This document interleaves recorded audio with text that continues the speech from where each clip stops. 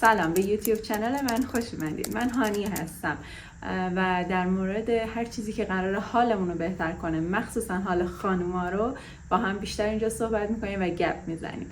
ویدیو قبلی من اگر که دیده باشین بیشتر در مورد این صحبت میکنم که چه کارهایی انجام بدیم که خودمون رو بپذیریم، بتونیم خوب تغییر کنیم و اینکه بتونیم دنیای بهتری رو برای خودمون بسازیم. من خودم هم در همین مسیر هستم و دارم همین مسیر رو با شما جلو میرم. ویدیو قبلی رو که دیده باشین من قدم به قدم کارهایی که باعث شده کمی حال خودم رو بهتر کنه رو بهتون گفتم. مثلا اینکه دفتر شکرگزاری گرفتم، گفتم که خودم هر روز شکرگزاری میکنم.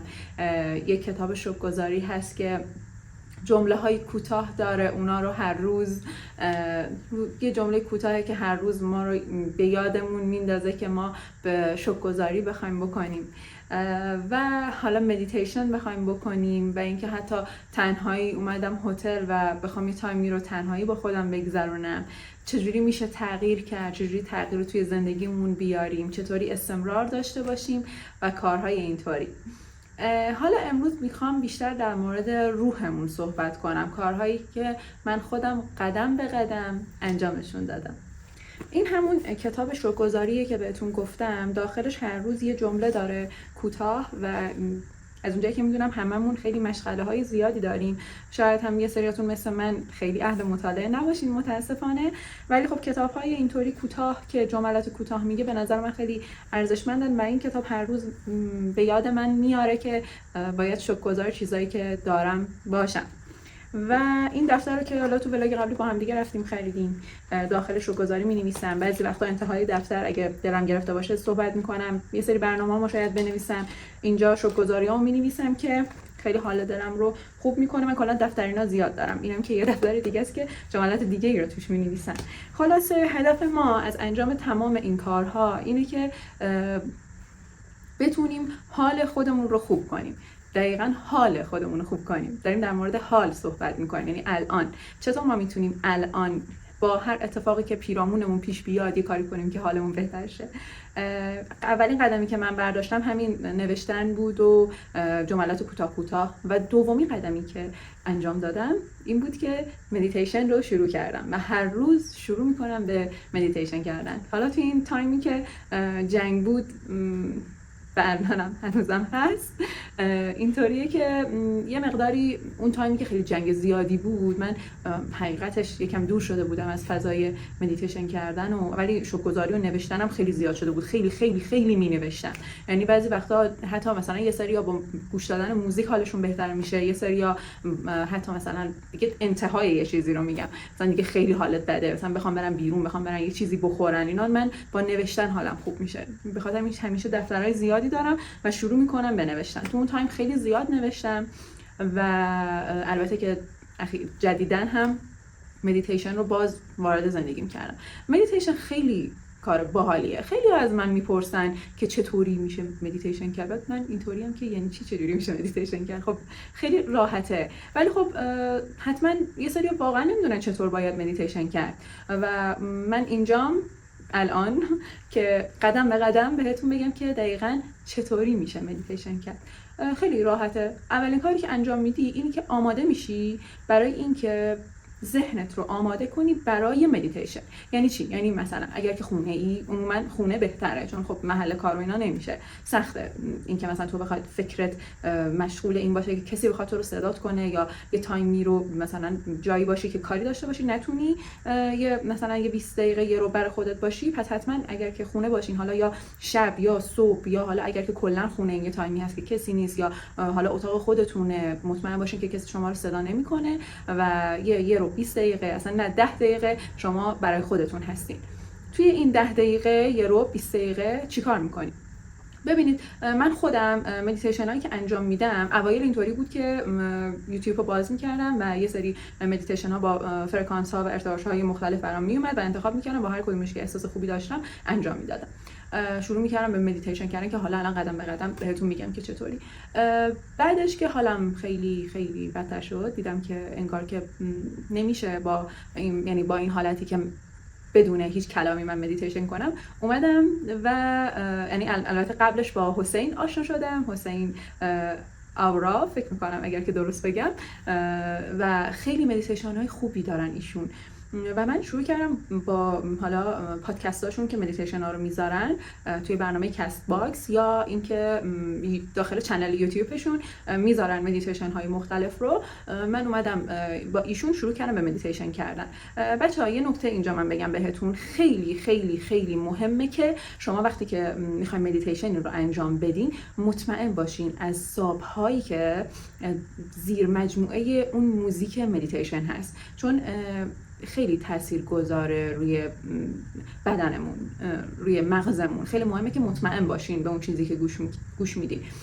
حسین آدم مطمئنیه، با خیلی راحت میتونین باش مدیتیشن رو انجام بدین و وقتی که شروع میکرد به صحبت کردن، این که بخوام نفس عمیق بکشم و یه مسیری رو 20 دقیقه با هم دیگه مدیتیشن میکردیم با اون حالا صداشون با موزیکایی که بود، من خیلی حس خوبی رو تجربه میکردم و باهاشون ادامه دادم.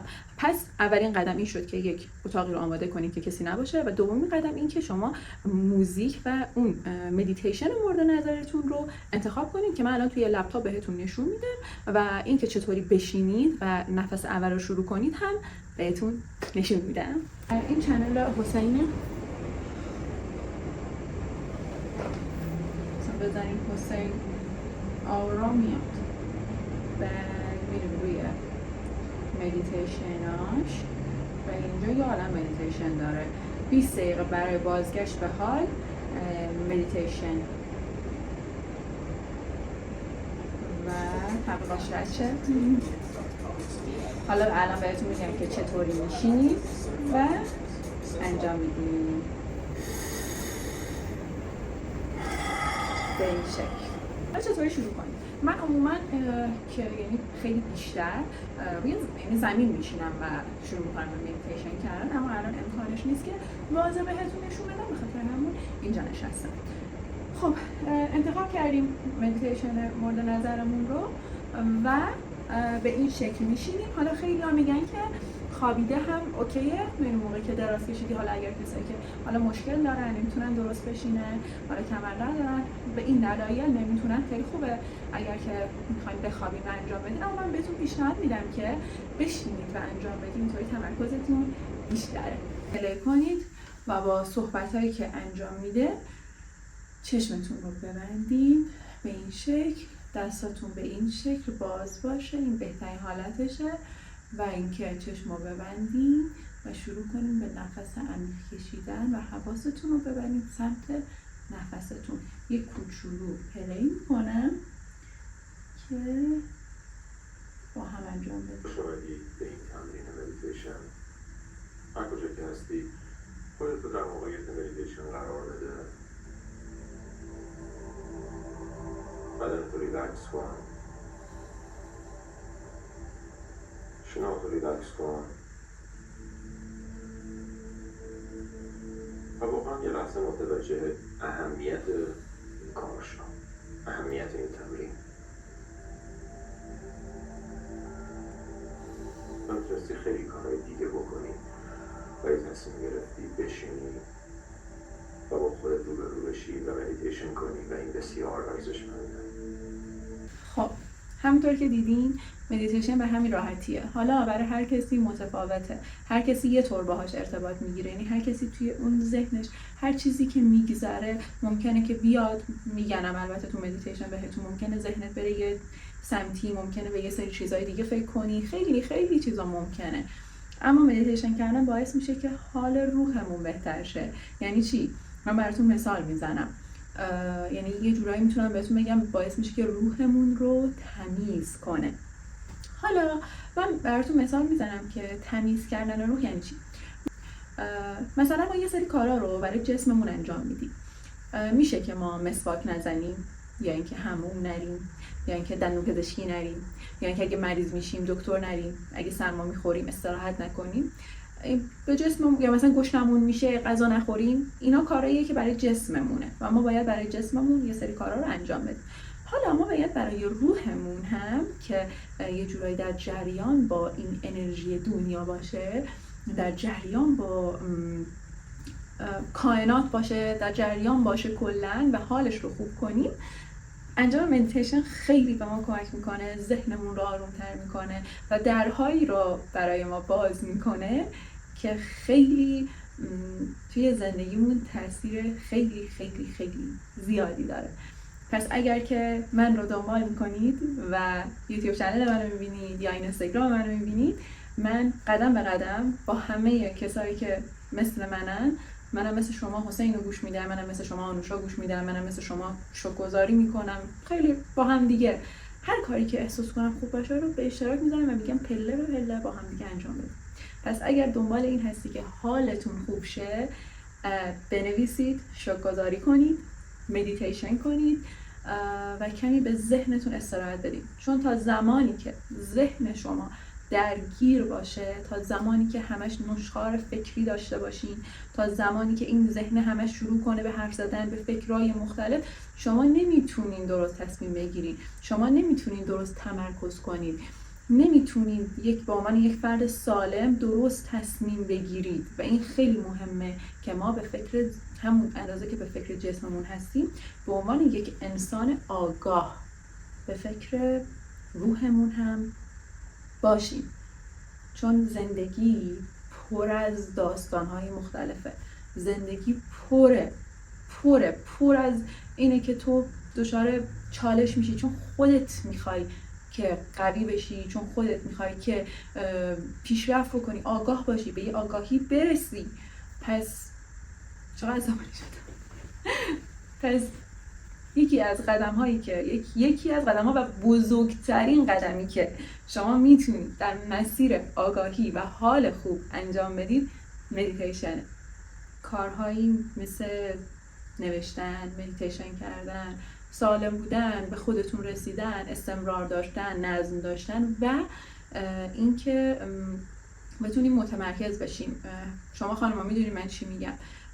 ببینید ما اینطوری هستیم که در آن واحد میتونیم به چند تا چیز همزمان با هم فکر کنیم و چند تا کار رو همزمان با هم خیلی خیلی خوب انجام بدیم. این ویژگی خیلی خیلی خوبی هست، اما متاسفانه از طرفی هم اگر نتونیم همچین ویژگی رو کنترل کنیم و بتونیم یاد بگیریم که توی این دنیا چطوری زندگی کنیم و احساساتمون رو، افکارمون رو، جسممون رو، کارهایی که داریم انجام میدیم رو به سمت نظم و انرژی خوب نبریم، ضربه های بدی میخوریم. پس برای ما خیلی بیشتر شاید احتیاج باشه که سالم باشیم، استمرار داشته باشیم و تمرکز داشته باشیم. تمرکز داشتن بهمون کمک میکنه که بهتر، سالمتر، آگاهتر و زندگی خیلی خوبی رو داشته باشیم. احساسات خیلی خیلی زیادی داریم که بعضی وقتا واقعا خیلی سخت تحمل یه سری احساساتی که اصلا اینجوری هستی که خدای من خودم خیلی آدم احساساتی هستم که چطور ممکنه من این همه احساس دارم. این رو میتونی به سمت خوبی هدایت کنی و ازش استفاده خیلی خیلی مثبتی داشته باشی. منم پا به پای شما دارم انجام میدم و به اشتراک میذارم باهاتون. امیدوارم که از ویدیوی من خوشتون اومده باشه. امیدوارم که بتونین مدیتیشن رو شروع بکنین، انجام بدین. این ویدیو رو اشتراک بذارین اگر که دوست داشتین و برام کامنت بذارین. خیلی خوشحال میشم که نظرتون رو بهم بگین و مشورتون. توی ویدیوی بعدی میخوام در مورد استمرار بیشتر و از قدم‌های کوچولو باهاتون شروع کنم، یعنی ویدیو رو به اشتراک بذارم که به عنوان خانم چطور میتونیم قدم‌های کوچولو رو ببریم جلو که استمرار رو وارد زندگیمون کنیم. با من و یوتیوب چنل من همراه باشین. خوشحال میشم اگه این اینستاگرامم ببینید، فالو کنید. تا ولاگ بعدی، خداحافظ.